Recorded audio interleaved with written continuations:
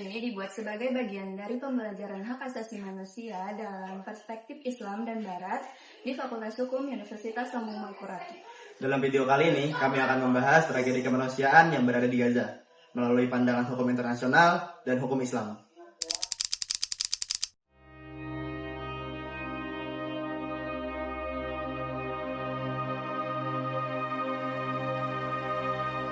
Inilah detik-detik saat militer Israel menyerang mobil kepala Hamas di Gaza pada Sabtu 13 Desember 2025. Militer Israel mengklaim serangan tersebut menewaskan kepala besar markas penguatan Hamas, Ra'ad Sha'ad. Dalam video yang dirilis militer Israel, tampak serangan udara itu menyasar sebuah mobil di wilayah barat kota Gaza di luar garis kuning yang ditetapkan dalam kesepakatan gencatan senjata. Dalam pernyataan bersama, kantor Perdana Menteri dan Kementerian Pertahanan Israel menyebut Ra'ad Sha'ad adalah salah satu arsitek serangan 7 Oktober ke wilayah Israel.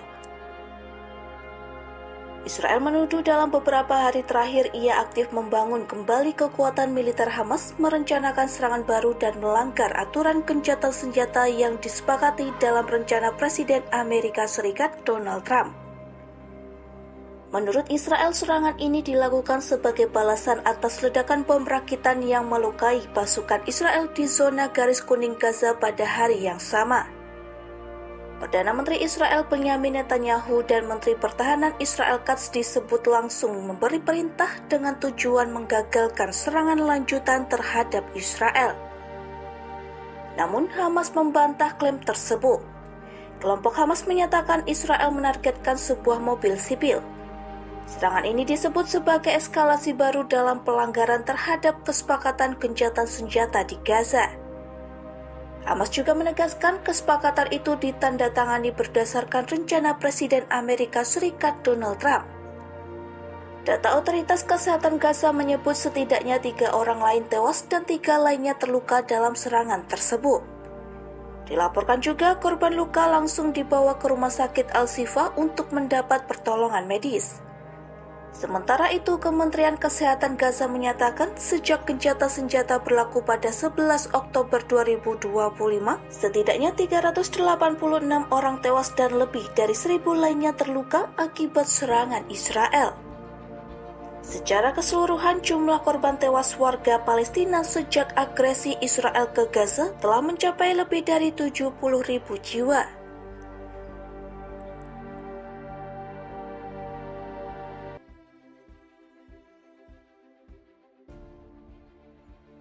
Pertanggal 6 Agustus 2025, lebih dari 61.158.000 warga Palestina telah tewas secara langsung akibat invasi Israel ke Gaza selama 21 bulan. Situasi kemanusiaan di Gaza sangat memprihatinkan, dengan lebih dari 1,9 juta orang terpaksa mengungsi. Pelanggaran hak asasi manusia di Gaza termasuk hak hidup, perlindungan warga sipil, dan larangan hukuman kolektif merupakan pelanggaran serius terhadap prinsip hukum humaniter internasional. Beberapa pasal yang relevan dengan pelanggaran ini adalah Pasal 3 Konvensi Jenewa 4 tentang hak hidup, Pasal 3 Konvensi Jenewa 4 tentang perlindungan warga sipil, dan Pasal 33 Konvensi Jenewa 4 tentang larangan hukum kolektif. Dalam Islam, hak hidup adalah sangat dihormati. Membunuh adalah salah satu dosa besar yang diancam dengan balasan neraka. Sebagaimana firman Allah dalam surah An-Nisa ayat 93. Bismillahirrahmanirrahim. وَمَنْ يَقْتُلْ مُؤْمِنًا مُتَعَمِّدًا فَجَزَاؤُهُ جَهَنَّمَ خَالِدِينَ فِيهَا وَغَضِبَ اللَّهُ عَلَيْهِ وَلَعَنَهُ وَأَعَدَّ لَهُ عَذَابًا عَظِيمًا. Dan barang siapa membunuh seseorang yang beriman dengan sengaja, maka balasannya ialah neraka jahanam. Dia kekal di dalamnya, Allah murka kepadanya dan melaknatnya serta menyediakannya azab yang besar baginya. Setelah itu, kebebasan beragama juga dijamin dalam Islam, seperti yang dijelaskan dalam Al-Quran surah Al-Baqarah ayat 256. Bismillahirrahmanirrahim. La ikraha fid din. Qad tabayyana ar-rusdu minal ghayy, faman yakfur bit-taghuti wa yu'minu billahi faqad istamsaka bil urwatil washqa la inqisama laha wallahu sami'un alim. Yang artinya, tidak ada paksaan dalam menganut agama Islam. Sesungguhnya telah jelas perbedaan antara jalan yang benar dengan jalan yang sesat. Barang siapa ingkar kepada Tagut dan beriman kepada Allah, maka sungguh dia telah berpegang teguh pada tali yang sangat kuat yang tidak akan putus. Allah Maha mendengar lagi Maha mengetahui. Pelanggaran-pelanggaran ini dapat diadili oleh yang pertama ada International Criminal Court, yang kedua ada Komite Internasional Palang Merah, dan yang ketiga ada Dewan Keamanan PBB. Permisi Pak, kami dari kelompok 7 ingin mewawancarai Bapak mengenai topik yang kita ambil tentang refleksi dosen FHURM Gaza sebagai cermin kemanusiaan dunia. Pertanyaannya cuma satu aja Pak, apakah tindakan Israel dapat dikategorikan sebagai genosida menurut hukum internasional? Ya, baik. Dari pertanyaannya kan menanyakan apakah yang dilakukan Israel terhadap wilayah Palestina itu masuk ke kategori genosida ya menurut hukum internasional. Kalau misalkan sepengetahuan Bapak berkaitan dengan hukum internasional ya, bahwa genosida itu kan merupakan masuknya ke pelanggaran HAM. Tetapi kalau misalnya dalam hukum internasionalnya itu masuknya pada kejahatan perang, yang mana Israel itu kan awal mulanya melakukan perang terhadap terhadap Hamas, kelompok Hamas, yang mana Hamas ini kan keberadaannya ada di wilayah Palestina pada saat itu. Jadi negara Israel itu berperang dengan organisasi Hamas. Nah, tetapi pada kenyataannya dalam peperangan tersebut pihak Israel itu melakukan tindakan yang melebihi batas dalam pengaturan peperangan sebagaimana diatur dalam hukum internasional gitu ya. Yang mana yang dalam hukum internasional dalam peperangan itu hanya pihak yang berperang saja yang harus diserang, tidak boleh menyerang ke tempat-tempat atau bagian-bagian yang seharusnya dilindungi atau bukan wilayah perang. Misalkan contohnya wilayah-wilayah tempat warga untuk menempuh pendidikan, tempat-tempat ibadah, tempat-tempat rumah sakit dan segala macam itu kan bebas dari peperangan. Nah, sedangkan Israel itu melakukan penyerangan terhadap wilayah-wilayah tersebut. Nah, itu masuknya ke ranah pelanggaran HAM berat, yaitu bisa dikategorikan sebagai genosida ya. Karena masyarakat sipil yang menjadi korbannya dan juga warga sipilnya juga tidak sedikit ya, banyak juga di situ yang menjadi korban yang sampai meninggal dunia. Bahkan sekarang mereka itu kesulitan dalam hal mempertahankan kehidupan mereka. Israel juga telah melakukan kejahatan lainnya yang mana wilayah yang terkena atau masuk dalam peperangan itu tetap harus mendapatkan hak dan kewajibannya, misalkan untuk tumbuh, mendapatkan pendidikan dan segala macam. Nah, dari pihak negara Israel itu malahan memblokade semua bantuan yang masuk untuk membantu Palestina. Nah, itu juga merupakan kejahatan yang dilakukan oleh negara Israel. Nah, itu saja ya mungkin menurut Bapak berkaitan dengan apakah tindakan yang dilakukan oleh Israel itu masuk ke dalam kategori genosida dalam hukum internasional. Ya. Oke, baik Pak. Terima kasih telah meluangkan waktunya untuk wawancara kami.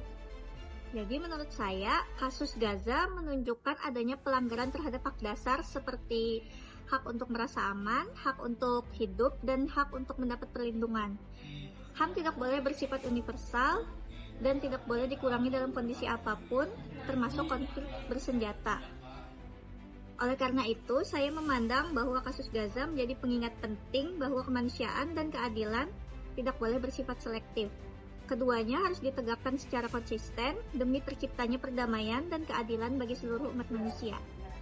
Jadi menurut pandangan saya sebagai mahasiswa hukum, Gaza adalah cermin kemanusiaan dunia. Penderitaannya memperlihatkan apakah empati dan keadilan benar-benar hidup atau hanya slogan. Sikap dunia terhadap Gaza hari ini menentukan nilai kemanusiaan kita bersama. Menurut saya, sebagai mahasiswa Fakultas Hukum, pandangan pribadi saya kasus Gaza menunjukkan bahwa kemanusiaan dan keadilan bukan sekadar konsep moral, tetapi tanggung jawab nyata yang sering gagal ditegakkan. Kemanusiaan berarti mengakui nilai setiap nyawa tanpa memandang identitas, agama, atau kewarganegaraan. Dalam kasus Gaza, penderitaan warga sipil, terutama anak-anak, perempuan, dan orang tua, menunjukkan runtuhnya prinsip dasar ini ketika akses terhadap makanan, air, kesehatan, dan keselamatan dirampas. Kemanusiaan telah dilanggar pada level yang paling mendasar. Keadilan bagi saya adalah keberanian untuk menegakkan hukum dan moral secara setara, bukan keadilan jika pelanggaran berat terhadap hak asasi manusia dibiarkan karena pertimbangan politik atau kekuasaan. Keadilan seharusnya melindungi yang lemah, menuntut pertanggungjawaban pelaku kekerasan, dan memberi ruang bagi pemulihan korban, bukan hanya menjadi retorika diplomatik. Kasus Gajah mengingatkan bahwa ketika dunia diam atau bersikap ganda, ketidakadilan menjadi sistematik. Kemanusiaan kehilangan makna dan keadilan berubah menjadi selektif. Bagi saya, berpihak kepada kemanusiaan berarti menolak normalisasi penderitaan dan terus menuntut keadilan meski suaranya kecil. Menurut saya, dari sudut pandang kemanusiaan, kasus di Gajah merupakan tragedi serius karena banyak warga sipil, terutama anak-anak dan perempuan, menjadi korban. Kekerasan ini melanggar hak asasi manusia dan prinsip kemanusiaan. Semua pihak seharusnya mengutamakan perlindungan warga sipil dan membuka akses bantuan kemanusiaan. Menurut saya, situasi di Gajah menunjukkan bahwa hak asasi manusia seringkali dikalahkan oleh kepentingan politik dan kekuasaan. Padahal, HAM bersifat universal dan tidak dapat dikurangi dalam keadaan apapun. Termasuk dalam kondisi perang. Pembatasan akses terhadap kebutuhan dasar seperti makanan, air bersih, layanan, kesehatan, dan tempat tinggal juga merupakan pelanggaran terhadap hak ekonomi sosial dan budaya masyarakat sipil. Menurut pendapat pribadi saya, setiap tindakan militer yang menarget pemimpin militer bisa punya alasan strategis. Israel mengklaim penyerangan ini berkaitan dengan upaya mempertahankan keamanan dan menghentikan ancaman lebih lanjut dari organisasi yang telah menggunakan kekerasan terhadap warga sipil. Dari sudut pandang keamanan nasional, banyak negara melakukan operasi serupa terhadap tokoh kelompok bersenjata yang dianggap berbahaya. Pendapat saya sebagai mahasiswa hukum memandang krisis kemanusiaan di Gaza sebagai isu serius yang memerlukan perhatian global. Mereka menekankan pentingnya melindungi hak asasi manusia, menuntut keadilan bagi warga Palestina, dan menyeruakan solusi damai untuk menyelesaikan konflik antar Israel dan Palestina. Kami juga mengucapkan terima kasih yang sebesar-besarnya untuk narasumber yang telah menyempurnakan video kami, yaitu Bapak Eko Taufikur Rahman, SH.MH. FHWLM untuk keadilan dunia, suara mahasiswa untuk Gaza. Sekian dari kami. Wassalamualaikum warahmatullahi wabarakatuh.